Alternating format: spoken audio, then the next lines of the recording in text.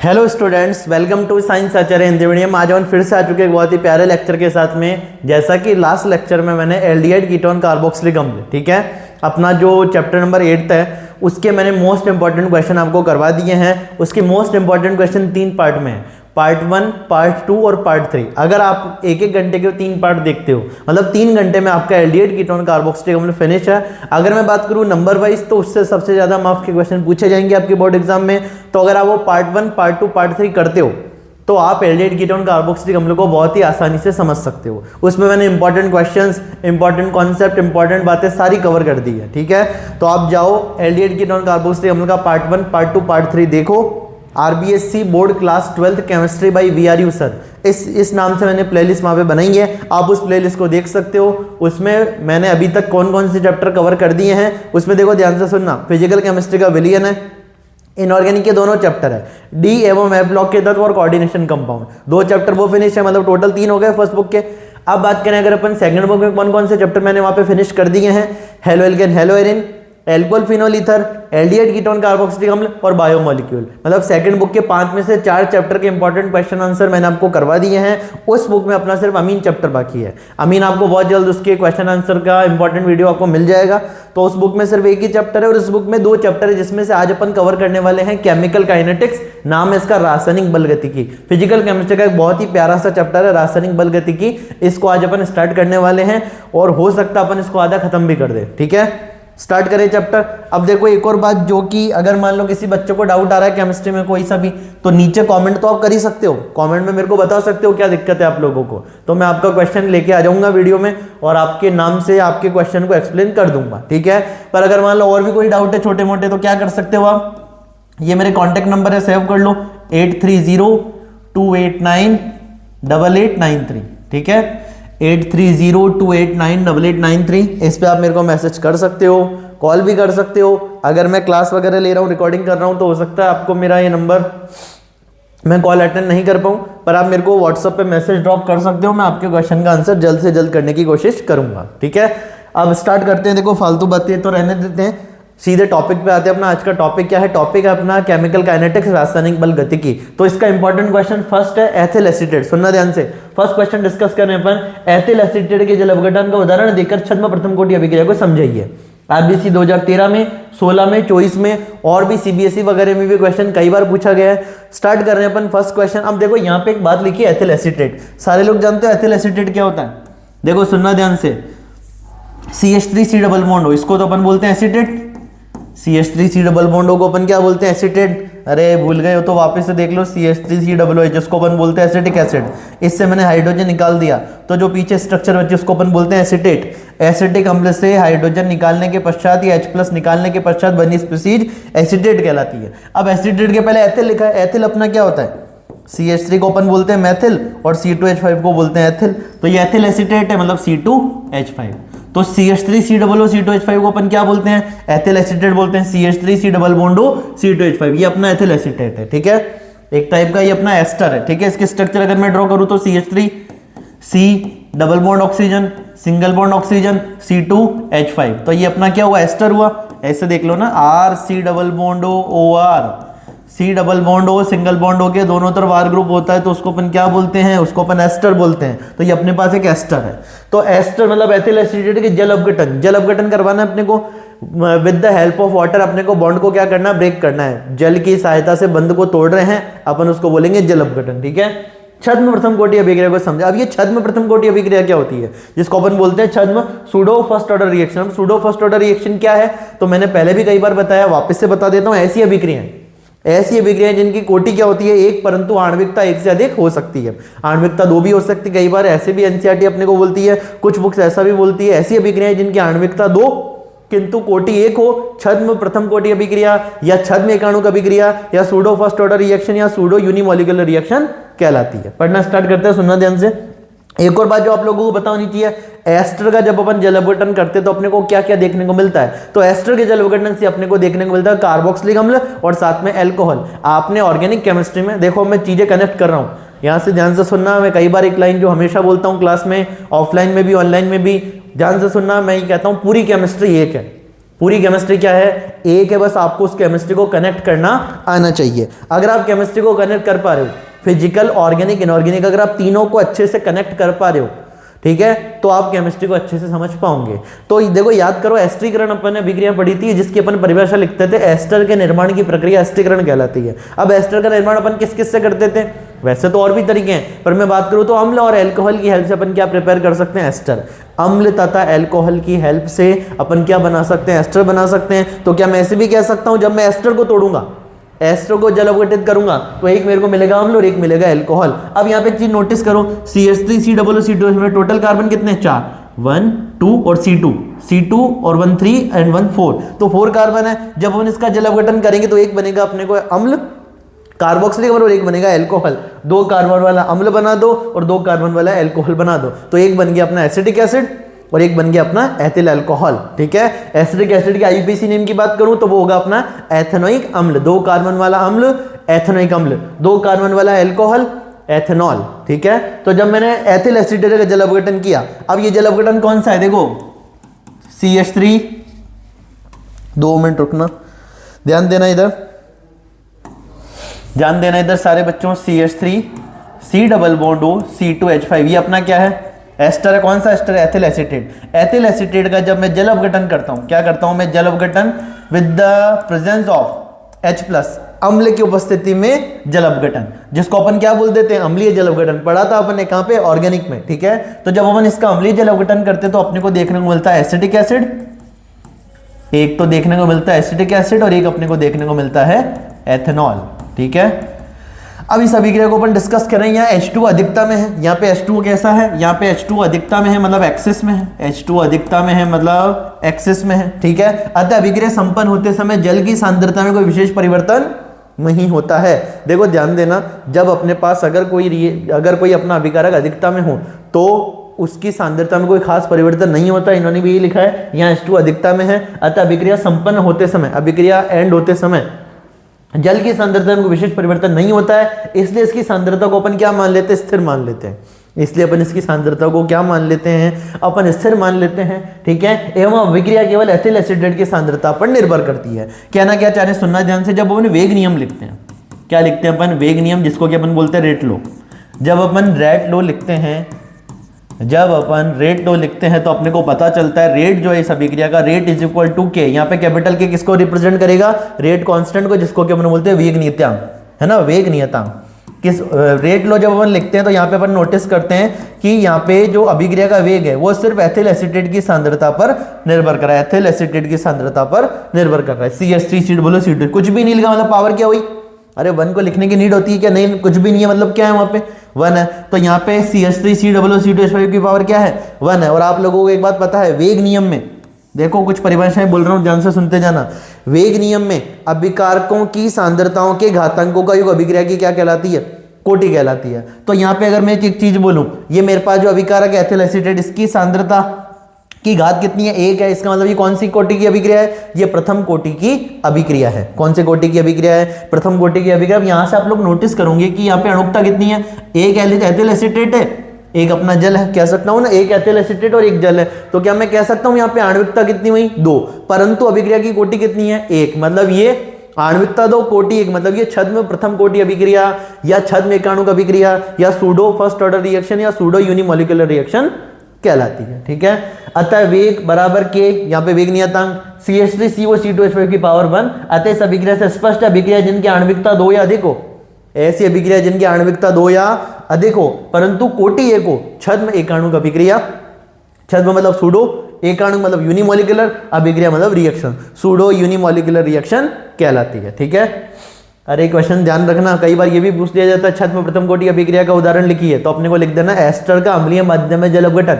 माध्यम लिखना मत भूलना, एस्टर का अम्लीय माध्यम में जल अपघटन छद्म प्रथम कोटि अभिक्रिया कहलाते हैं। उसमें कोटि का मान 1 होता है जबकि आणविकता 1 से अधिक होती है, ये अपन लिख सकते हैं। आगे सुनना, शून्य कोटि प्रथम कोटि अभिक्रिया के लिए वेग स्थिरांक की इकाइयां लिखिए। अब देखो एक बात देखो, मैं यहाँ पे वेग स्थिरांक जो है ना उसकी यूनिट निकालने का एक फॉर्मूला डिराइव कर रहा हूँ। सुनना, किसी भी जो अभिक्रिया का वेग होता है, रेट, ठीक है, किसी भी अभिक्रिया का दर या वेग या रेट किस में निर्भर करता है, तो वेग बराबर वेग नियतांक इनटू, अब यहाँ पे अपने पास कोई भी अभिकारक है, ठीक है, तो अभिकारक है तो उसकी पावर अपन क्या ले लेंगे, n। किसी भी कोटि का हो सकता है वो। अरे यहाँ पे अपन ने अभिकारक ले लिया, ठीक है, आर लिख देता हूँ शॉर्ट में, चलो, रिएक्टेंट, ठीक है, रिएक्टेंट की पावर क्या है एन, एन क्या है यहाँ पे ऑर्डर, आर क्या है रिएक्टेंट अभिकारक, के क्या है वेग नियतांक जिसको कि बोलते हैं रेट कांस्टेंट और ये रेट, ठीक है। अब सुनना, दर जो होती है अपने आप लोगों को भी पता है, वेग या दर जो होती है वो क्या होती है, सांद्रता में परिवर्तन बटा परिवर्तन में लगा समय, डीसी बाई डी टी। सांद्रता में परिवर्तन बटा परिवर्तन में लगा समय जो है वो अपना वेग कहलाता है। तो अब देखो सांद्रता की इकाई क्या होती है, मोल पर लीटर, मोल पर लीटर, और टाइम जो है उसकी सेकंड होती है, ऊपर जाके क्या बन जाएगा सेकंड इनवर्स। तो क्या मैं कह सकता हूं रेट की जो यूनिट होती है वो होती है मोल पर लीटर पर सेकंड, रेट की यूनिट मोल पर लीटर पर सेकंड। आगे मेरे को निकालने किसकी है, के बोले तो वेग नियतांक रेट कांस्टेंट। अब आर ये अपने पास अभिकारक है, और ये वाला जो साइन होता है, अरे ये जो साइन होता है किसका साइन होता है, ये साइन होता है अपने सांद्रता का, और सांद्रता की इकाई आप लोग जानते हो मोल पर लीटर। सांद्रता किसमें मेजर करते हैं, मोल पर लीटर में, तो मैंने लिखा मोल पर लीटर। अब यहाँ पे कैपिटल एल को लीटर है, ध्यान रखना, कैपिटल एल लिखा है मैंने लीटर के लिए, इसकी पावर क्या लगा दी मैंने, एन लगा दी। सुनना ध्यान से, मोल पर लीटर पर सेकंड, ठीक है, के। अब मोल की पावर एन क्या बन गया, मोल की में यहाँ पे मोल 1 है, 1 को n से मल्टीप्लाई किया तो मोल की पावर n। अब लीटर भी n से मल्टीप्लाई होकर क्या बन जाएगा, लीटर की पावर भी n। अब आप लोगों को पता है लीटर की पावर n ऊपर जाएगा क्या बन जाएगा, लीटर की पावर माइनस n। इतनी बात समझ आनी चाहिए, बेसिक सी बात है, सिंपल मैथ्स चल रही है यहाँ पे। अब मेरे को k निकालना है, वेग नियतांक की इकाई मोल, ठीक है, मोल की पावर n क्रॉस मल्टीप्लाई, मोल की पावर n नीचे आ गया, लीटर की पावर -1 और सेकंड की पावर भी -1, और ये लीटर नीचे आया तो बन गया लीटर की पावर -n, ठीक है, डन है इतनी बात। अब ये मोल की पावर n ऊपर जाएगा तो क्या बन जाएगा, मोल की पावर -n। तो क्या मैं इसको ऐसे लिख सकता हूँ, देखो यहाँ पे कुछ नहीं मतलब 1 है, तो मोल की पावर 1 और ये मोल की पावर n ऊपर गया तो बन गया मोल की पावर -n। तो इसको अपन लिख देंगे मोल की पावर 1 -n। लीटर की पावर क्या है, -n, ऊपर जाके क्या बन जाएगा, लीटर की पावर +n, और 1 लीटर की पावर -1 पहले से, तो ये बन जाएगा लीटर की पावर n-1 और second inverse is equal to k. तो ये अपने पास फॉर्मूला आ गया किसी भी अभिक्रिया की अगर अपने को वेग नियतांक की इकाई निकालनी हो। क्या बोला मैंने, किसी भी अभिक्रिया की अगर आपको वेग नियतांक की इकाई निकालनी है तो ये वाला फॉर्मूला काम में ले सकते हो, मोल की पावर 1 -n, लीटर की पावर n-1, सेकंड इनवर्स की। सर इसको लगाना सिखाओ, तो देखो सुनना ध्यान से, क्वेश्चन है शून्य कोटि प्रथम कोटि की अभिक्रियाओं के लिए वेग इस तरह की इकाइयां लिखी है। अपन शून्य के साथ प्रथम के साथ द्वितीय, तीनों की लिख रहे हैं, zero order reaction, first order reaction, second order reaction. सुनना, शून्य कोटि, अब यहाँ पे n क्या है, n है यहाँ पे ऑर्डर, n क्या है यहाँ पे, n है यहाँ पे ऑर्डर, जिसको कि अपन बोलते हैं कोटि। क्या बोलते हैं हिंदी में इसको, कोटि, और इंग्लिश में बोलते हैं ऑर्डर, कोटि। तो शून्य कोटि में n की वैल्यू क्या रखेंगे अपन, 0 रखेंगे। तो देखो 1 - 0 मतलब 1, 0 - 1 मतलब -1, और सेकंड इनवर्स तो हमेशा से ही है। तो मोल की पावर +1, कुछ भी नहीं मतलब 1 तो है ही, तो mole litre inverse second inverse, या मोल पर लीटर पर सेकंड, मोल लीटर की पावर -1 सेकंड की पावर -1। लीटर की पावर -1 कैसे आई, क्योंकि मैंने n की जगह 0 रखा, क्योंकि मैं किसके लिए निकाल रहा हूँ, शून्य कोटि के लिए निकाल रहा हूँ, तो 0 - 1 और ये सेकंड इनवर्स तो रहेगा ही रहेगा। अब बात करते हैं प्रथम कोटि के लिए, क्या करेंगे, n की वैल्यू 1 रखेंगे, n की वैल्यू 1 रखेंगे तो 1 में से 1 गया 0, और किसी की भी पावर 0, आंसर क्या आता है 1। यहाँ पे भी n की जगह 1 रखेंगे, 1 - 1 क्या हुआ 0, और किसी की भी पावर 0 मतलब आंसर 1। अरे 2 की पावर 0, आंसर क्या आता है 1 आता है, तो किसी की भी पावर 0, आंसर क्या आता है 1 आता है। तो ये 1 1 बन गए पूरे, तो पीछे क्या बचा, ओनली सेकंड इनवर्स। अब बात करते हैं, अगर मेरे को सेकंड ऑर्डर के लिए निकालना हो तो n की जगह क्या रखूंगा 2, इधर भी n की जगह क्या रखूंगा 2, तो 1 - 2 क्या बचेगा -1, तो मोल की पावर -1, लीटर 2 - 1 +1, तो लीटर की पावर +1 और सेकंड इनवर्स। तो ये अपन ने निकाल लिया zero order, first order, second order के रेट कांस्टेंट की यूनिट, और ये यूनिट आपको याद भी होनी चाहिए, ठीक है। अगर याद हो जाती है बहुत बढ़िया, नहीं याद होती है तो ये फॉर्मूला अपन डिराइव कर सकते हैं। ये फॉर्मूला डिराइव करना भी मैंने आपको बता दिया कि ये फॉर्मूला आया कहाँ से है। कई बार लोग इसको कहते हैं सीधा याद रख लो, तो अपने को ये भी पता होना चाहिए फॉर्मूला आया कहाँ से है, ठीक है। आगे सुनो, अभिक्रिया की अर्धायु किसे कहते हैं, प्रथम कोटि के वेग समीकरण से अर्धायु ज्ञात करने का सूत्र व्युत्पन्न कीजिए। देखो अपन डिस्कस कर रहे हैं अभिक्रिया की अर्धायु किसे कहते हैं, तो देखो सिंपल सी बात, वह समय जब अभिकारक की आधी सांद्रता उत्पाद में परिवर्तित हो जाए, या आधे अभिकारक किसमें परिवर्तित हो जाए, उत्पाद में परिवर्तित हो जाए, वह समय क्या कहलाता है, अर्धायु काल कहलाता है। देखो इसको आप ऐसे बोल सकते हो, जब आधे अभिकारक खत्म हो गए या आधे उत्पाद बन गए, तो वो समय या वह समय जब आधे अभिकारक क्रिया करके उत्पाद में परिवर्तित हो जाते हैं, तो आधे अभिकारक को उत्पाद में परिवर्तित होने में लगा समय उस अभिक्रिया की अर्धयुगकाल कहलाता है, जिसको कि अपन T1/2 T1/2 या T50% से प्रदर्शित करते हैं। तो ये अपने अर्धयुगकाल की परिभाषा है। अब प्रथम कोटि के वेग समीकरण से अर्धयुगकाल ज्ञात करने का सूत्र व्युत्पन्न कीजिए। अब अपन सारी डेरिवेशन करते हैं, देखो सुनना पहले, चलो पहले डेफिनेशन पढ़ लेते हैं क्या है अर्धयुगकाल, जिसको कि अपन बोलते हैं हाफ लाइफ पीरियड। ठीक है, क्या है? अभिक्रिया में अभिकारक के आधे भाग को उत्पाद में परिवर्तित करने में जितना समय लगता है, अभिक्रिया में अभिकारक के आधे भाग को उत्पाद में परिवर्तित करने में जितना समय लगता है, क्या कहलाता है? वो उस अभिक्रिया का अर्धयुगकाल कहलाता है, और इसे अपन टी हाफ से प्रदर्शित करते हैं। वो अपन डिस्कस करने वाले हैं पूरी डेरिवेशन फर्स्ट ऑर्डर रिएक्शन की। सुनना ध्यान से, मैं आपको प्रथम कोटि अभिक्रिया की समाकलित वेग समीकरण कैसे है उसके बारे में आइडिया दे रहा हूँ। सारे बच्चे इधर ही देखेंगे, फर्स्ट ऑर्डर रिएक्शन। ठीक है, प्रथम कोटि की अभिक्रिया, सुनना ध्यान से। ए अपने पास अभिकारक के क्रिया करके क्या बना रहा है? बी मतलब अपना उत्पाद। ठीक है, कुछ भी मान सकते हैं वैसे तो अपन, a b p r r p reactant से प्रोडक्ट बनना, कुछ भी मान लो। ए मेरा अभिकारक है, बी मेरा उत्पाद है। टी बराबर 0 समय पे जब अपन ने अभिक्रिया स्टार्ट की थी, तब मेरे पास जो था वो कौन था? अभिकारक था, उत्पाद कुछ भी नहीं था। अरे सबको पता है ना, जब अपन कोई भी चीज बनानी होती है तो पहले अपने पास एक मटेरियल होता है, वो अपन उससे धीरे धीरे चीजें बनाएंगे। और टाइम के साथ क्या होता है? शुरू में अपने पास सिर्फ अभिकारक होता है, फिर धीरे धीरे अभिकारक क्रिया करके क्या बना? उत्पाद बनाता है। ठीक है, अभिकारक धीरे धीरे खत्म होने लगता है, उत्पाद धीरे धीरे बनने लगता है। यही वाली बात है, बेसिक सी बातें हैं। तो अभिकारक क्रिया करके उत्पाद बना रहे, टी बराबर 0 समय पे अभिकारक की सांद्रता स्मॉल है और उत्पाद कुछ भी नहीं था। T is equal to T1, कुछ समय पश्चात, अपन कह रहे हैं T1 समय पश्चात। ठीक है, कुछ देर बाद या कुछ समय पश्चात अभिकारक में से x जो है ना, x वियोजित मात्रा, मतलब x भाग चला गया, मतलब थोड़ा बहुत वो अभिकारक जो है उत्पाद में परिवर्तित हो गया। अब तुम खुद सोचो, अभिकारक में से x भाग गया तो बना कितना होगा? x बना होगा। अरे इधर से जो चीज जाएगी उतनी तो उधर बनेगी। जैसे इधर से x चला गया तो उधर कितना बनेगा? x बनेगा। तो x क्या है? वियोजित मात्रा। x क्या है? वियोजित मात्रा। ये बातें अपने को पता होनी चाहिए। x क्या है? वियोजित मात्रा। मतलब ऐसे समझ लो, a में से जो चीज टूट के जा रही है उसी को मैं क्या बोलूंगा? x, वियोजित मात्रा। ठीक है, और a क्या है? a है अपनी प्रारंभिक सांद्रता। a है अपनी प्रारंभिक सांद्रता, इनिशियल कंसंट्रेशन, और ये अपनी डिसोशिएट क्वांटिटी। तो T इज इक्वल टू 0 पे अभिकारक की सांद्रता A, उत्पाद की सांद्रता 0। T is equal to T1 समय पे अभिकारक की सांद्रता A माइनस एक्स, उत्पाद की सांद्रता x। अब अपन देखो, अब अपने को निकालना है सभी के रेट। कैसे निकालेंगे? रेट होते हैं अपना dx/dt। रेट क्या होता है? dx/dt। ठीक है, और अब अपने को यहाँ से देखो, ध्यान से सुनना, अपन ने रेट लो पढ़ा था। रेट लो क्या कहता है? Rate is equal to rate constant. Rate is equal to rate constant. अभिकारक कौन है यहाँ पे? Capital A। और अगर अपने पास अभिक्रिया कौन सी कोटि की है? फर्स्ट ऑर्डर की है, तो यहाँ पे ऑर्डर कितनी लिख दूंगा? 1 लिख दूंगा। यहाँ तक कोई तकलीफ नहीं होनी चाहिए। अब मैं ऐसे लिख सकता हूँ dx/dt is equal to k। ठीक है, k। अब बताओ कि T1 समय पे अपने अभिकारक की कितनी सांद्रता? A minus x. तो मैंने एक ही जगह लिख दिया A माइनस एक्स की पावर क्या लगा दी मैंने? 1। ठीक है, अब अपन इसको क्या कर रहे हैं? dx और ये x वाली चीज एक तरफ लेके आते हैं। तो देखो मैंने क्या किया? dx अपॉन में लेके आ गया a माइनस एक्स की पावर 1 है। ठीक है, इज इक्वल टू k, और ये dt k की तरफ भेजा तो बन गया k dt। अब मैं क्या कर रहा हूँ? अब मैं कर रहा हूँ दोनों तरफ समाकलन। ठीक है, दोनों तरफ मैं क्या कर रहा हूँ? समाकलन कर रहा हूँ। अब यहां से एक बात जो आप लोगों को ध्यान रखनी है वो सुनना ध्यान से। चले आगे, dx upon a minus x is equal to k dt। ठीक है, आगे चल रहे हैं। dx upon a minus x, ठीक है, integration is equal to k d t. जब अपन इसका इंटीग्रेशन करेंगे तो dx upon a minus x का इंटीग्रेशन क्या होता है?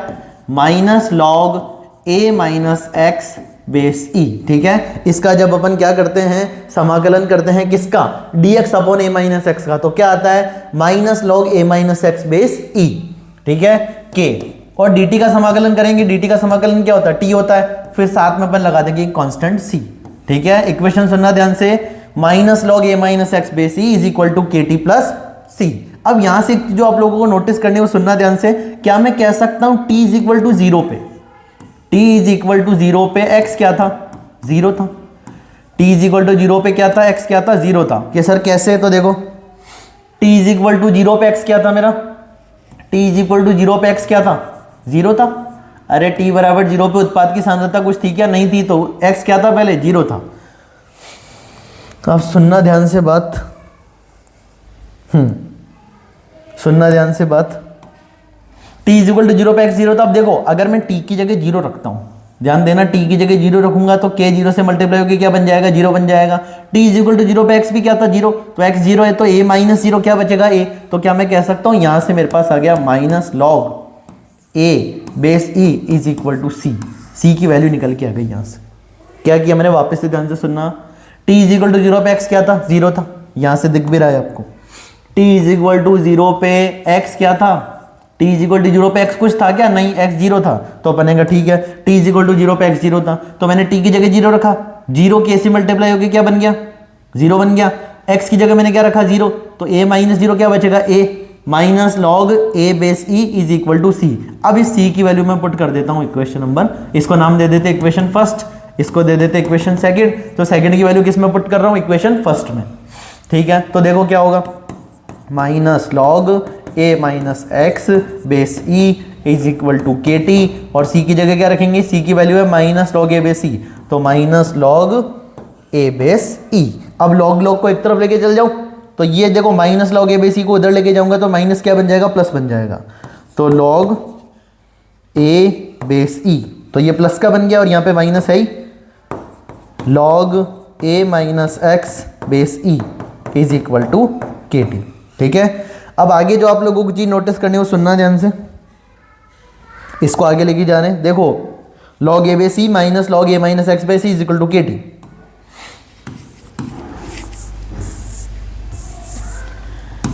Log a base e minus log a minus x base e is equal to k t, ठीक है, यही लिखा था अपन ने, log a base e minus log a minus x base e is equal to k t, ठीक है।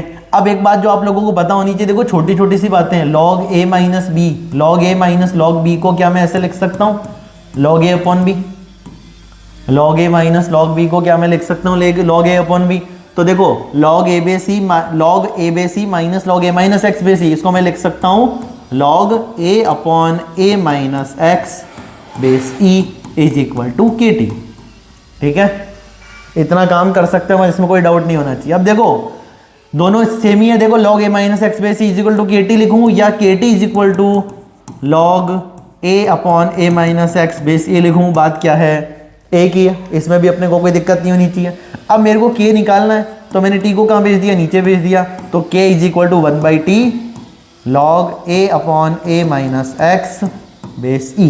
ये मेरी आ गई प्रथम कोटि अभिक्रिया की समाकलित वेग समीकरण। अगर आपको कोई क्वेश्चन पूछता है कि बताइए प्रथम कोटि अभिक्रिया की समाकलित वेग समीकरण, तो आपको ये वाला काम करना है। अब ये वाली इक्वेशन नहीं दिखे आपको तो और क्या दिख सकते हैं, सुनना, क्या मैं लॉग ई को एल एन लिख सकता हूँ, कि हाँ सर लिख सकते हैं, हम जानते हैं लॉग ई की जगह पर और क्या लिख सकते हैं, एल एन लिख सकते हैं।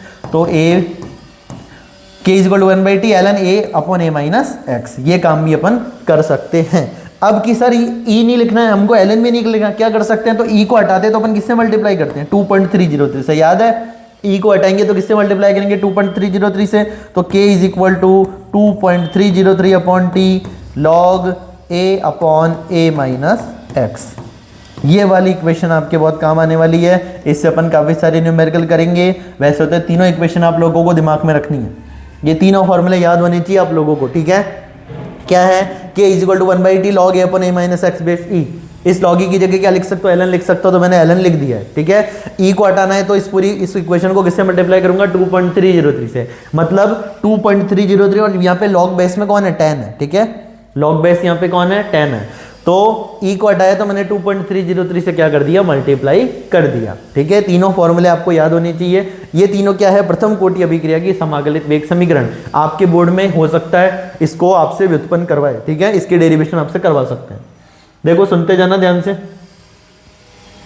सुनते जाना ध्यान से, बात क्या लिखा है अपन ने, देखो अर्धायुकाल अभिक्रिया में अभिकारक के आधे भाग को उत्पाद में परिवर्तित करने में जितना समय लगता है उसे अभिक्रिया का अर्धायुकाल कहते हैं। आधे अभिकारक क्रिया के उत्पाद में परिवर्तित हो गए, आधे अभिकारक क्रिया करके उत्पाद में परिवर्तित हो गए, तो वो समय जब आधे अभिकारक क्रिया करके उत्पाद में परिवर्तित हो जाते हैं वो समय अभिक्रिया का अर्धायुकाल कहलाता है, ठीक है। इसे टी आपसे प्रदर्शित करते हैं, फर्स्ट ऑर्डर रिएक्शन ए से क्या बन रहा है, बी बन रहा है। अब यहाँ पे एक और चीज, ये क्या है, ये है मेरे अभिकारक की सांद्रता, अभिकारक की प्रारंभिक सांद्रता कब, टी बराबर 0 समय पे। ए माइनस एक्स क्या है, अभिकारक की सांद्रता टी बराबर t1 समय पे, मतलब कुछ समय पश्चात, t is equal to t1 समय पे, ठीक है। तो पहले अपन ने लिखा rate equal to dx upon dt k a की पावर 1 क्यों लगाए, क्योंकि अपन प्रथम कोटि अभिक्रिया की बात कर रहे हैं यहाँ पे।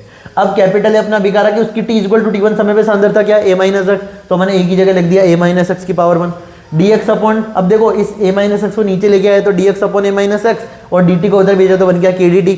दोनों तरफ मैंने समाकलन किया तो dx upon a minus x का अपन ने जो समाकलन किया वो आया minus log a minus x base e, minus log a minus x base e अभी पीछे किया था अपन ने। dt का समाकलन t तो ये kt बन गया, साथ में constant c, t is equal to 0 पे x क्या है, t इज इक्वल टू 0 रखा, t इज इक्वल टू 0 पे x क्या था, 0 था, t इज इक्वल टू 0 पे x क्या था, 0 था, तो t इज इक्वल टू 0, तो ये पूरी टर्म क्या बन गई 0, x की जगह 0 रखेंगे तो c की वैल्यू आ गई minus log a base c, तो minus log a base c।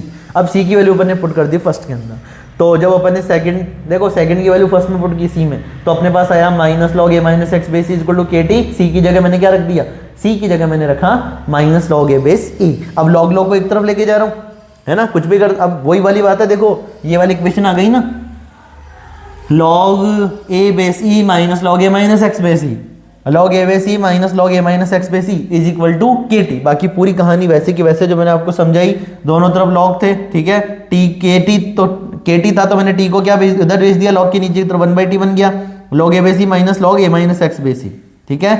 अब देखो log a minus log b, ये वाली बात जो अभी मैंने आपको बताई थी, log a minus log b को मैं क्या लिख सकता हूँ, लॉग a बाई b लिख सकता हूँ। ये छोटी छोटी सी लॉग की बातें आपको आनी चाहिए। तो ये लॉग a, इसको log a बोल लो, इसको log b बोल लो, ये क्या बन जाएगा log a अपॉन b, तो log a upon a minus x base e, log e की जगह क्या लिख सकते हैं, ln लिख सकते हैं, और e हटाना है तो पूरी इक्वेशन को 2.303 से मल्टीप्लाई करेंगे, तो k is equal to 2.303 upon t log a upon a minus x. क्या है ये तीनों इक्वेशन, ये है प्रथम कोटि अभिक्रिया की समाकलित वेग समीकरण, integrated equation, integrated rate equation for first order reaction, integrated rate equation for first order reaction. अब इसमें एक और बात सुनो, देखो k इज इक्वल टू अपने पास क्या आया 2.303 upon t log a upon a minus x. a क्या है प्रारंभिक सांद्रता, a माइनस एक्स क्या है t1, t बराबर t1 समय पे अभिकारक की सांद्रता। अब मैंने क्या करा, सुनना ध्यान से, अगर x कितना हो जाए a/2 हो जाए, x की a/2 होने का मतलब समझते हो, देखो x अगर कितना हो जाए a/2 हो जाए, तो यहां से सुनना a माइनस एक्स कितना होगा, x अगर a/2 है, इसका मतलब a में से a/2 चला गया, और a में से a/2 चला गया मतलब a/2 बचा, तो इसका मतलब वो समय जब अपना आधे अभिकारक क्रिया करके किसमें परिवर्तित हो जाते हैं, उत्पाद में, वो समय क्या कहलाता है, अर्धायु काल कहलाता है। इसका मतलब है जब हम x की जगह a/2 रखेंगे तो मेरा टाइम क्या बन जाएगा, टाइम बन जाएगा t हाफ, ठीक है। तो वही चीज कर रहे हैं अपन, k की जगह k रखा 2.303, t की जगह मैंने t हाफ रखा, ठीक है, log a upon a minus इस x की जगह रख दिया मैंने a/2, मतलब वो समय जब आधे अभिकारक क्रिया करके उत्पाद में परिवर्तित हो जाते हैं, वो समय अपना अर्धायु काल कहलाता है। टी आपको उधर ऊपर लेके गया, 2.303 के नीचे मैंने k को भेजा, लॉग a में से a/2 गया, बचा a/2, a से a कैंसिल, तो टी हाफ का क्या फॉर्मूला आ रहा है, सुनना, बहुत इंपॉर्टेंट फॉर्मूला है, t half is equal to 2.303 multiply by log 2 divided by k, ये 2 ऊपर जाएगा तो क्या बन जाएगा लॉग 2। ये फॉर्मूला आपको याद होना चाहिए। ये फॉर्मूला भी, इसके अलावा log 2 की वैल्यू सारे लोग जानते हैं, log 2 की वैल्यू क्या होती है 0.3010, ये भी आपको आना चाहिए। तो 2.303 log 2 की जगह मैंने रखा 0.3010 अपॉन के, और जब हम 2.303 को 0.3010 से मल्टीप्लाई करते हैं तो आंसर आता है 0.693 अपॉन के। तो ये तीन फॉर्मूले हैं जो कि आपको आने चाहिए। देखो अपन ने यहाँ पे कर भी रखा है। अब यहाँ पे देखो एक और बात जो आप लोगों को बता देता हूँ, कंफ्यूजन ना हो आप लोगों को। देखो ए बोलो, CO बोलो, AO बोलो, बात क्या है एक ही है, या A बोलो, ठीक है, ये सारी बातें क्या है एक ही है। स्मॉल a बोलो, चाहे CO बोलो, चाहे AO बोलो, ये तीनों क्या है, ये है प्रारंभिक सांद्रता। क्या है ये, प्रारंभिक सांद्रता। CT बोलो, AT बोलो, या A माइनस एक्स बोलो, ये तीनों भी क्या है, ये है T1 समय पे सांद्रता, मतलब अंतिम सांद्रता, ठीक है। T1 समय पे सांद्रता A minus x, CT AT, ठीक है। तो अगर मान लो यहाँ पे AO और A लिखा है, तो AO क्या है, प्रारंभिक सांद्रता, A क्या है, T1 समय पे सांद्रता, A क्या है, T1 समय पे सांद्रता, ठीक है। यहाँ पे इस A का मतलब क्या है, T1 समय पे सांद्रता, AO मतलब क्या है, प्रारंभिक सांद्रता। और आप लोगों को पता है A की वैल्यू क्या आएगी, T is equal to T1 समय पे सांद्रता क्या आएगी, जब अपन x चला जाएगा तो a में से a/2 बचा तो क्या बचेगा a/2, तो यहाँ पे AO/2 लिखा, AO से वो कैंसिल हो गया, यहाँ पे भी log 2 आ रहा है। ठीक है, ये वाला तरीका भी मैंने बताया, ये आपको दोनों एक ही बात है, कंफ्यूज नहीं होना है। ठीक है, यहाँ पे मैंने log a/a-x लिखा, और क्या लिख सकता हूँ, इस a/a-x की जगह मैं लिख सकता हूँ AO/AT, या क्या लिख सकता हूँ CO/CT। कंफ्यूज नहीं होना है, कुछ बुक्स AO/AT लिखती है, कुछ बुक CO/CT लिखती है, अपन a/a-x लिखते हैं, बात एक ही है। स्मॉल a AO CO क्या बताता है, t इज इक्वल टू 0 पे, है ना, t बराबर 0 समय पे सांद्रता, मतलब प्रारंभिक सांद्रता। a-x AT/CT क्या बताता है, t is equal to T1 समय पे सांद्रता। ठीक है, कुछ समय पश्चात सांद्रता, तो यहाँ पे AO/2 रखा, AO से AO कैंसिल हो गया। ठीक है, प्रारंभिक सांद्रता घट गई, और log 2, तो देखो यही वाला फॉर्मूला आ गया t हाफ का 2.303 multiply by log 2 upon k। log 2 की वैल्यू 0.3010, तो 0.3010 करो, तो ये वाला फॉर्मूला दिमाग में रखना है, 2.303 इंटू 0.3010 अपॉन k। आगे t हाफ का फॉर्मूला 0.693 अपॉन k। तो देखो एक और चीज जो आप लोगों को दिमाग में रखनी है, ये अपने पास आ चुका है प्रथम कोटि की अभिक्रिया का अर्धायुकाल ज्ञात करने का सूत्र। प्रथम कोटि की अभिक्रिया का अर्धायुकाल ज्ञात करने का सूत्र 0.693 अपॉन के, 0.693 अपॉन के, या 2.303 इंटू 0.3010 अपॉन के, या 2.303 इंटू log 2 अपॉन के। ठीक है, अब यहाँ पे एक चीज आप नोटिस करोगे वो ये है, क्या टी हाफ किस किस पे निर्भर कर रहा है। टी हाफ देखो आप लोग नोटिस करोगे इस फॉर्मूले में 0.693 एक नंबर है, और के क्या है, के पहले से कांस्टेंट है, के का नाम है रेट कांस्टेंट, वेग नियतांक। तो क्या मैं कह सकता हूं कि यहाँ पे टी हाफ प्रारंभिक सांद्रता पे निर्भर नहीं कर रहा। कई बार यह सवाल भी पूछ लिया जाता है, बताइए वो कौन सी कोटि की अभिक्रिया है जिसमें अर्धायुकाल प्रारंभिक सांद्रता पर निर्भर नहीं करता, तो अपन आंसर देंगे प्रथम कोटि अभिक्रिया का अर्धायुकाल प्रारंभिक सांद्रता पर निर्भर नहीं करता। कई बार ऐसे भी पूछ लेते हैं कि अर्धायुकाल का सूत्र व्युत्पन्न कीजिए तथा वो सूत्र व्युत्पन्न कीजिए जिससे इस बात का पता चले कि प्रथम कोटि अभिक्रिया का अर्धायुकाल प्रारंभिक सांद्रता पर निर्भर नहीं करता। तो अपने को ये वाली डेरिवेशन वहां पे करके आनी है। ठीक है, प्रथम कोटि अभिक्रिया का अर्धायुकाल, ये लाइन दिमाग में बैठा लेना, वैभव सर की ये लाइन दिमाग में होनी चाहिए आपके। ठीक है, प्रथम कोटि अभिक्रिया का अर्धायुकाल प्रारंभिक सांद्रता पर निर्भर नहीं करता। वो कौन सी कोटि की अभिक्रिया है जिसका अर्धायुकाल प्रारंभिक सांद्रता पर निर्भर नहीं करता, तो आंसर जाएगा प्रथम कोटि की अभिक्रिया। ठीक है, क्वेश्चन नंबर 4 डिस्कस करते हैं। किसी अभिक्रिया की अर्धायु क्या है, अर्धायु वापस से आ गई। ठीक है, अब बार बार नहीं बोलूंगा, इतनी बार मैंने बोल दिया है। प्रथम कोटि अभिक्रिया के लिए वेग समीकरण से पुष्टि कीजिए इस अभिक्रिया का अर्धायु अभिक्रिया की प्रारंभिक सांद्रता पर निर्भर नहीं करता। अभी अभी आपको पूरा सॉल्यूशन बताया, क्वेश्चन वापस से रिपीट हो चुका है, ऊपर सॉल्व कराया पूरी की पूरी। देखो ये जो डेरिवेशन मैंने की है, ये सारी बातें करनी है अपने को, ये सारी बातें।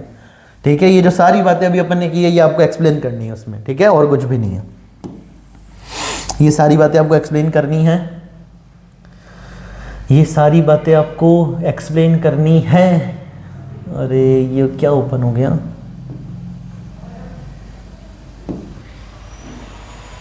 रुको रुको रुको रुको, एक सेकंड रुकना बस।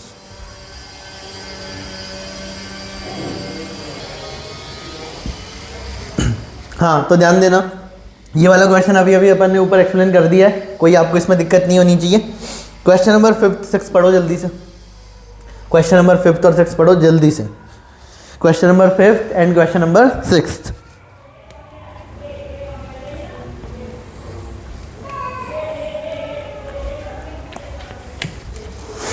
क्वेश्चन नंबर 5 और 6 जल्दी से पढ़ो। कहोगे सर इतने आसान सवाल भी पूछते हैं क्या बोर्ड वाले, आसान भी सवाल पूछते हैं वो।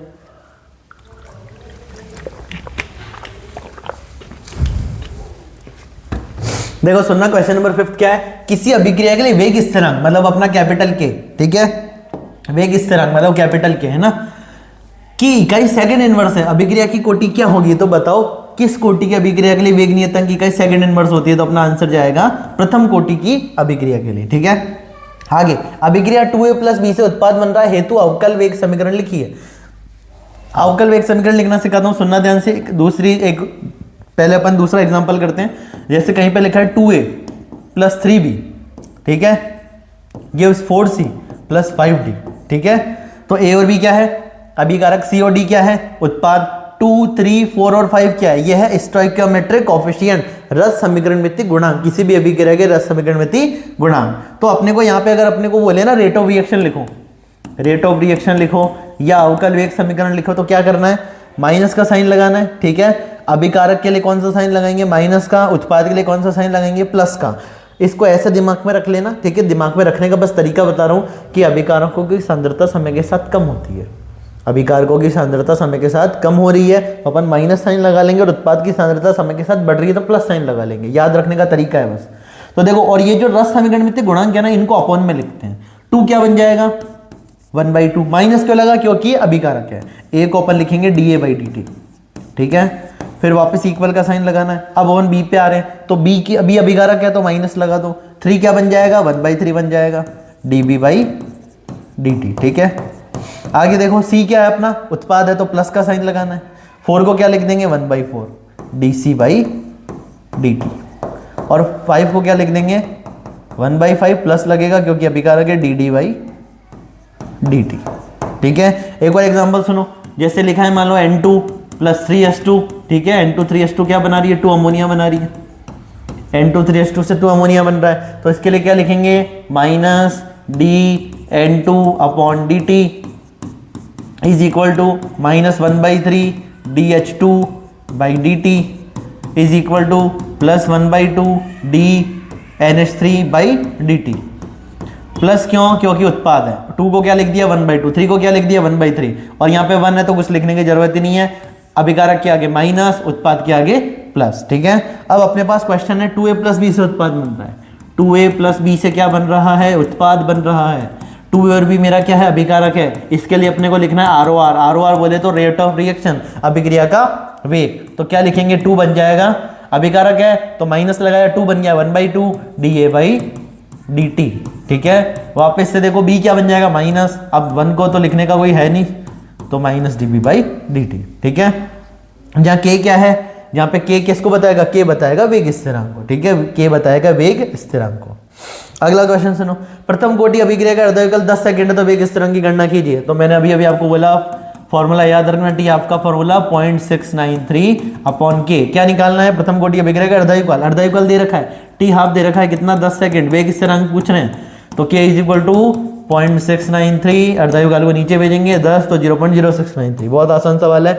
k की यूनिट क्या लिखेंगे, सेकंड इनवर्स। k की यूनिट क्या आ रही है, सेकंड इनवर्स। सेकंड इनवर्स इस बात को बताता है कि अपने पास, सेकंड इनवर्स इस बात को बताता है कि ये अपने को प्रथम कोटि की अभिक्रिया का वेग नियतांक है, ठीक है। प्रथम कोटि अभिक्रिया के वेग नियतांक की इकाई सेकंड इनवर्स, ध्यान रखना इस बात को। क्वेश्चन नंबर 8, अभिक्रिया के वेग को प्रभावित करने वाले कारक कौन कौन से। वेग नियम की परिभाषा, शून्य कोटि की अभिक्रिया के लिए वेग स्थिरांक का सूत्र उत्पन्न करना है। संकीर्ण ऊर्जा पर उत्प्रेरक को प्रभाव को दर्शाने वाला आरेख बनाएंगे, ठीक है। तीनों क्वेश्चन करते हैं, सुनना। देखो, अभिक्रिया का वेग, अभिक्रिया के वेग को प्रभावित करने वाले कारक। अभिक्रिया का वेग किस किस पर निर्भर करता है, तो कुछ कारक है, इनको अपन डिटेल में भी डिस्कस कर सकते हैं, पर अभी अपन इनके सिर्फ नाम पढ़ रहे हैं। एक है अपना अभिक्रिया का वेग किस किस पे निर्भर करता है। नंबर 1 सांद्रता पे निर्भर करेगा, कंसंट्रेशन पे। सेकंड तापमान पे। अभिक्रिया के वेग किस किस पे निर्भर करता है, सांद्रता पे, कंसंट्रेशन पे, ताप, अपने तापमान पे। उत्प्रेरक की उपस्थिति पे भी निर्भर करता है। आगे प्रकाश की उपस्थिति, अभिकारक व अभिकारक का पृष्ठीय क्षेत्रफल, अभिकारक के पृष्ठीय क्षेत्रफल पर भी निर्भर करता है। इन सब पे अपने अभिक्रिया का वेग निर्भर करता है। आगे वेग नियम क्या है, अभिक्रिया का वेग उसके अभिकारक की सांद्रता के समानुपाती होता है। किसी भी अभिक्रिया के, अगर अपने को वेग नियम के बारे में बोले तो किसी भी अभिक्रिया का वेग नियम क्या बताता है, वेग नियम ये बताता है किसी भी अभिक्रिया का वेग अभिकारकों की सांद्रताओं के समानुपाती होता है, ठीक है। इसको ऐसे देख लो ना, देखो सुनो, मेरे को किसी अभिक्रिया का रेट लिखना है, ठीक है।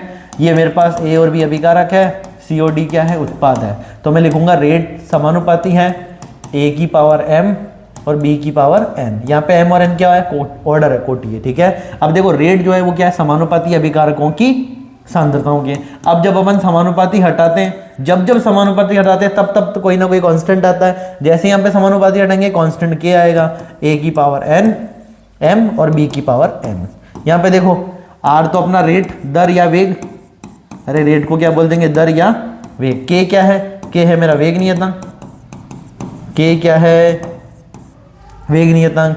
a और b क्या है, a अपना a और b अभिकारक है, अभिकारक a की सांद्रता, अभिकारक b की सांद्रता। और m और n क्या है, अभी a के रेफरेंस में कोटि कितनी है, m। a अभिकारक की कोटि m, b अभिकारक की कोटि n।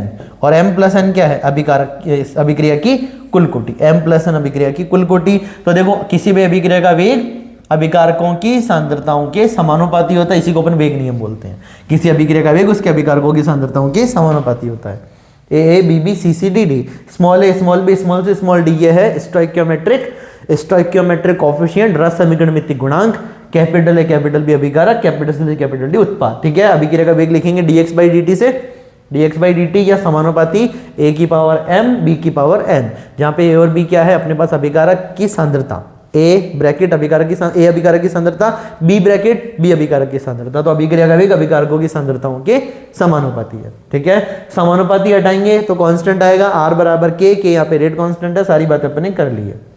जीरो ऑर्डर रिएक्शन की बात करते हैं। जीरो ऑर्डर रिएक्शन के लिए भी अपन देखो डेरिवेशन करते हैं, समाकलित वेग समीकरण, शून्य कोटि अभिक्रिया की समाकलित वेग समीकरण। सुनना ध्यान से, जीरो ऑर्डर रिएक्शन की समाकलित वेग समीकरण कैसे निकालेंगे? हाँ, ए से क्या बन रहा है? बी, ए अपना अभिकारक बी अपना उत्पाद, t is equal to zero पे शुरुआत की कंडीशन में, इनिशियल टाइम पे जब अभिक्रिया अपन ने शुरू ही की थी तो अपना अभिकारक था, उत्पाद कुछ भी नहीं था। टी इज इक्वल टू टी1 पे कुछ समय पश्चात ए में से x चला गया तो x बना। ठीक है, अब यहाँ पे वही जब हम रेट लिखेंगे तो रेट इज इक्वल टू होता है dx बाई dt।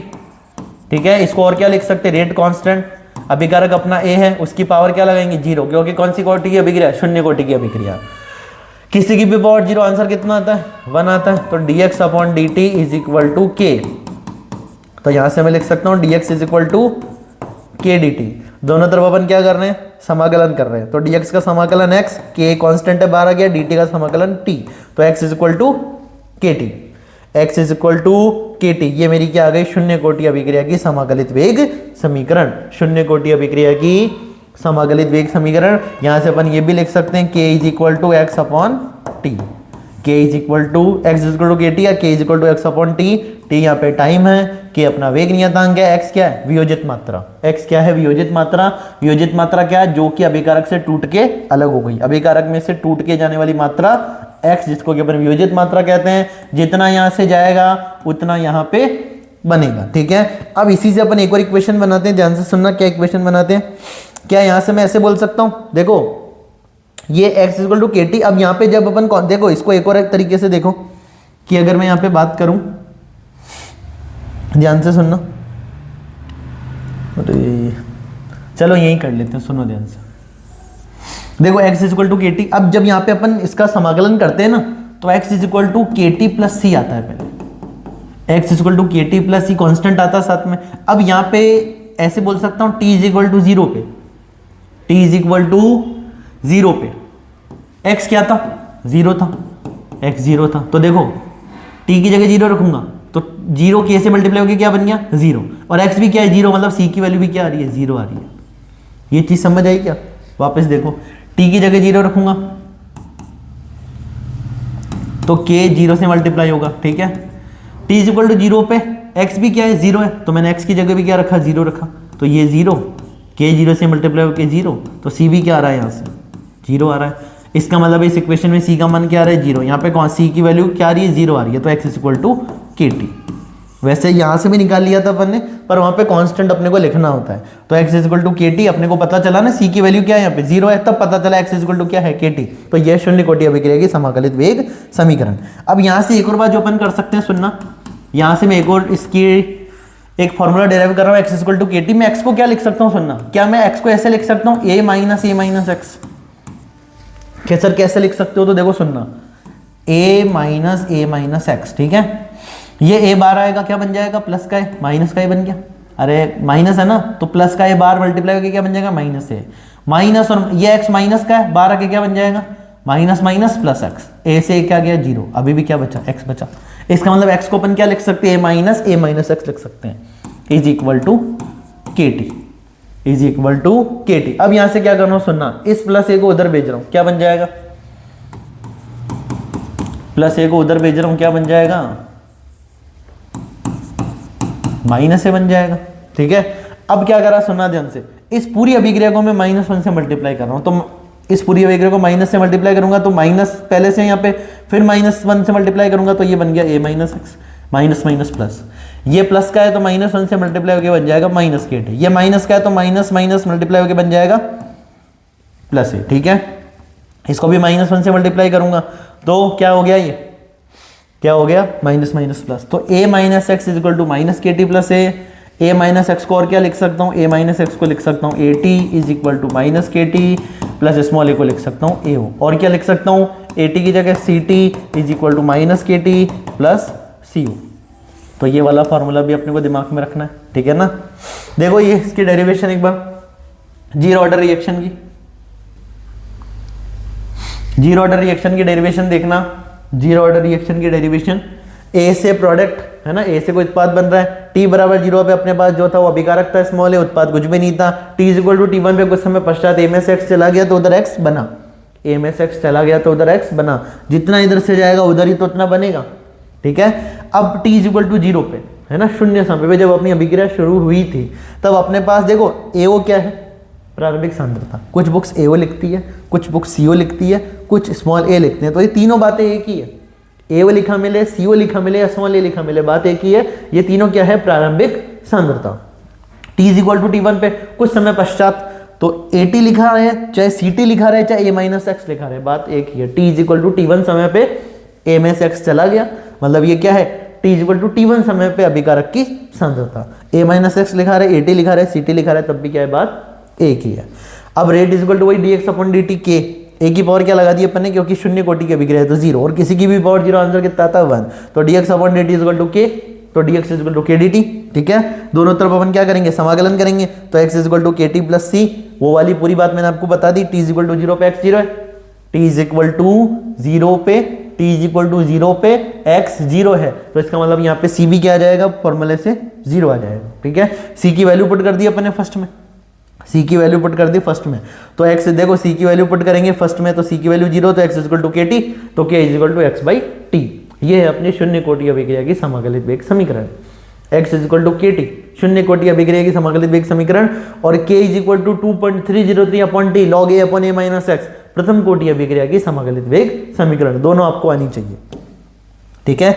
आगे x is equal to k T को अपन ऐसे भी लिख सकते हैं, x को अभी यहाँ लिखा मैंने a minus x is equal to k t, इस a को उधर लेके गए क्या बन गया, माइनस ए बन गया, तो minus a minus x is equal to k t minus है, पूरी इक्वेशन को -1 से मल्टीप्लाई कर रहा हूँ, माइनस माइनस प्लस प्लस और -1 और ये माइनस माइनस प्लस, तो माइनस के टी प्लस ए माइनस एक्स लिखो, ए टी लिखो, सी टी लिखो, बात एक ही है, स्मॉल ए लिखो, एओ लिखो, सीओ लिखो, बात क्या है, एक ही है, ठीक है। यहाँ पे अपनी शून्य कोटि अभिक्रिया की ये खत्म होती है समाकलित वेग समीकरण। अब यहाँ पे एक और सवाल था अपने पास, सक्रियण ऊर्जा पर उत्प्रेरक को प्रभाव को दर्शाने वाला आरेख बनाइए। सक्रियण ऊर्जा पर उत्प्रेरक क्या प्रभाव डालता है उसको दर्शाने वाला आरेख बनाइए, तो ध्यान से सुनना, बहुत ही आसान सा डायग्राम है ये, सुनना ध्यान से। ऊर्जा और अभिक्रिया निर्देशांक के बीच अपन ग्राफ बना रहे हैं, यहाँ पे देखो दो कर्व है, ठीक है, यहाँ पे सक्रियण ऊर्जा ये है और ये देखो ये है, ठीक है, ये है और ये डैश है, बताओ ये और ये डैश में यहाँ पे बड़ा कौन है, तो आप लोगों को दिख भी रहा होगा, ये बड़ा है, ये डैश छोटा है, ठीक है। और जो ये बड़ा है वो कब है, उत्प्रेरक के बिना अभिक्रिया पर, मतलब जब उत्प्रेरक नहीं था, तो अभिक्रिया को उत्पाद में जाने में ज्यादा समय लग रहा था, ठीक है। और जैसे अपन ने उत्प्रेरक अभिक्रिया पर जैसे उत्प्रेरक मिलाया, तो उत्प्रेरक मिलाने से जो सक्रियण ऊर्जा ज्यादा थी वो क्या हो गई, कम हो गई। तो देखो अब तुम कुछ सोचो ना, अगर आपको यहां से यहां पहुंचना है तो एक तो ये रास्ता है और एक ये रास्ता है, कहां पे जल्दी पहुंचोगे, तो तुमको भी पता लग रहा होगा ऊपर वाले और नीचे वाले किस रास्ते में आप जल्दी पहुंचोगे, तो आप कहोगे सर नीचे वाले रास्ते में हम जल्दी पहुंचेंगे। कि नीचे वाले रास्ते में जल्दी क्यों पहुंचे, तो उसका आंसर देंगे सर यहाँ पे ये डैश सक्रियण ऊर्जा कम है और यहाँ पे ऊपर वाले पाद में सक्रियण ऊर्जा ज्यादा है। तो देखो उत्प्रेरक के बिना सक्रियण ऊर्जा ज्यादा, उत्प्रेरक की उपस्थिति में सक्रियण ऊर्जा कम, मतलब उत्प्रेरक ने क्या किया, उत्प्रेरक ने सक्रियण ऊर्जा को कम करके अभिक्रिया की दर को बढ़ा दिया। बहुत इंपॉर्टेंट लाइन सुनना ध्यान से, उत्प्रेरक क्या करता है, उत्प्रेरक किसी रासायनिक अभिक्रिया की सक्रियण ऊर्जा को कम करके अभिक्रिया की दर को बढ़ा देता है। क्या बोला मैंने, उत्प्रेरक या धनात्मक उत्प्रेरक, वैसे उत्प्रेरक भी दो प्रकार के होते हैं, धनात्मक उत्प्रेरक और ऋणात्मक उत्प्रेरक। धनात्मक उत्प्रेरक क्या करते हैं, उत्प्रेरक या धनात्मक उत्प्रेरक, वो धनात्मक उत्प्रेरक क्या करते हैं, सक्रियण ऊर्जा को कम करके अभिक्रिया की दर को बढ़ा देते हैं। मतलब उन्होंने क्या किया, इस स्पीड ब्रेकर को कम कर दिया, अरे ये स्पीड ब्रेकर बड़ा, ये स्पीड ब्रेकर छोटा, तो देखो इसने स्पीड ब्रेकर को कम करके मतलब सक्रियण ऊर्जा को कम करके अभिक्रिया की दर को बढ़ा दिया। तो ये डायग्राम क्या बता रहा है, अभिक्रिया की सक्रियण ऊर्जा पर उत्प्रेरक का प्रभाव। धनात्मक उत्प्रेरक की उपस्थिति में सक्रियण ऊर्जा को कम करके अभिक्रिया की दर को बढ़ा देते हैं, जिससे अभिक्रिया जल्दी संपन्न होती है, अर्थात अभिकारक जल्दी उत्पाद में परिवर्तित हो जाते हैं। जल्दी परिवर्तित हो जाते हैं मतलब वहां पे समय हमको कम लगा। ठीक है। ये क्या है, तो देखो ये है उत्प्रेरक की अनुपस्थिति में सक्रियण ऊर्जा।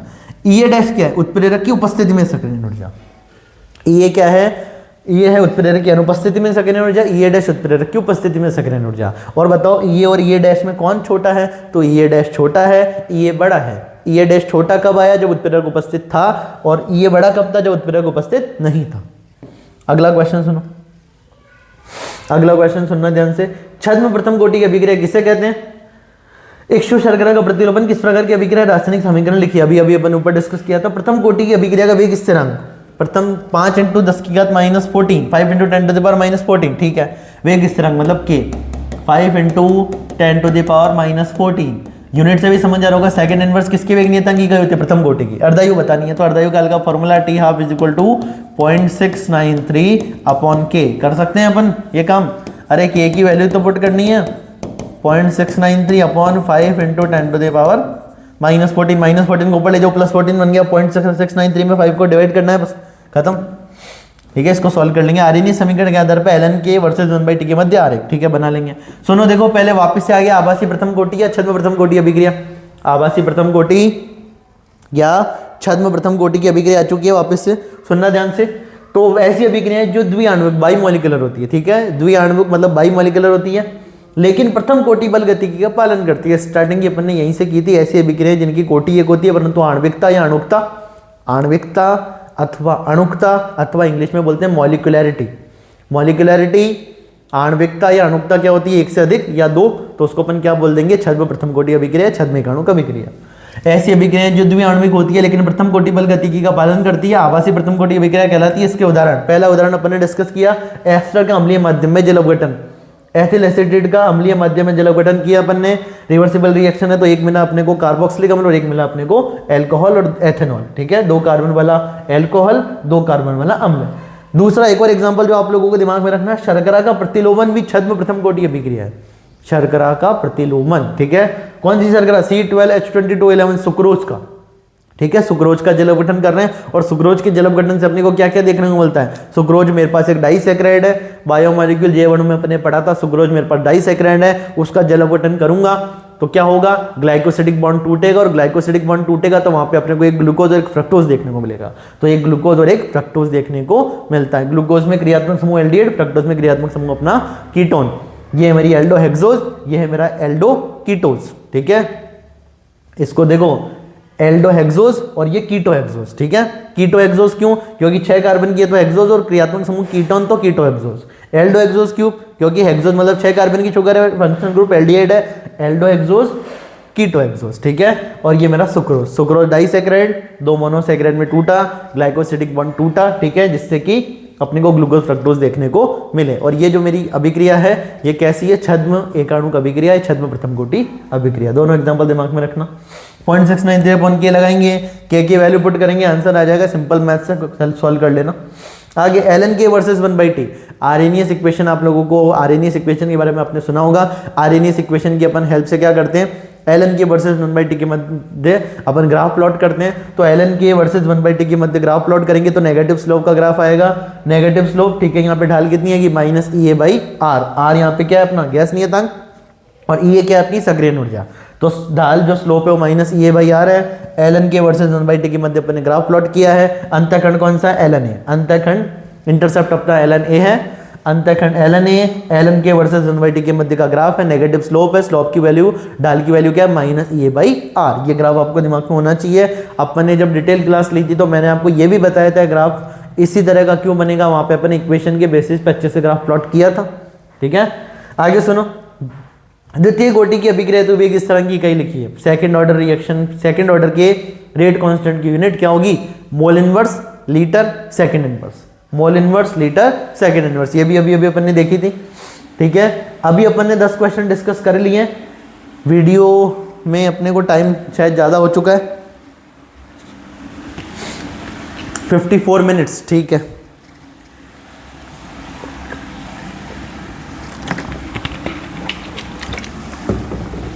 तो देखो अभी अपन ने इसका पार्ट 1 खत्म कर लिया है। इन 10 क्वेश्चनों को एक बार आप अच्छे से देखना।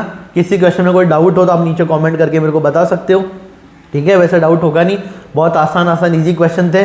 मैंने आपको क्या क्या बताया, मैंने आज आपको शून्य कोटि की अभिक्रिया और प्रथम कोटि की अभिक्रिया के समाकलित वेग समीकरण की व्युत्पत्ति करना सिखाया कि उनकी डेरिवेशन कैसे होगी, अपन उनको कैसे डेराइव कर सकते हैं।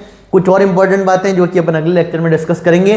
2 लेक्चर में अपन इसके मोस्ट इंपॉर्टेंट क्वेश्चन को फिनिश कर देंगे, ठीक है। इस वीडियो लेक्चर में आपको कोई सा भी पार्ट पसंद आया तो नीचे कमेंट जरूर करना, ठीक है। अगर किसी कॉन्सेप्ट में डाउट है तब भी आप मेरे को बता सकते हो, मैं उस पर्टिकुलर टॉपिक पे या कॉन्सेप्ट पे वीडियो बना दूंगा।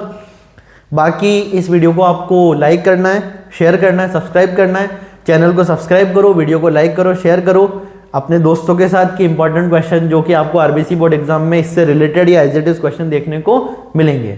बाकी बातें अपन अगली क्लास में करेंगे, तब तक के लिए थैंक यू। अगली क्लास में फिर से मिलते हैं इसी चैप्टर को एंड करते हुए, ठीक है। तब तक इस चैनल पर बने रहना है, बाकी बातें अगली क्लास में।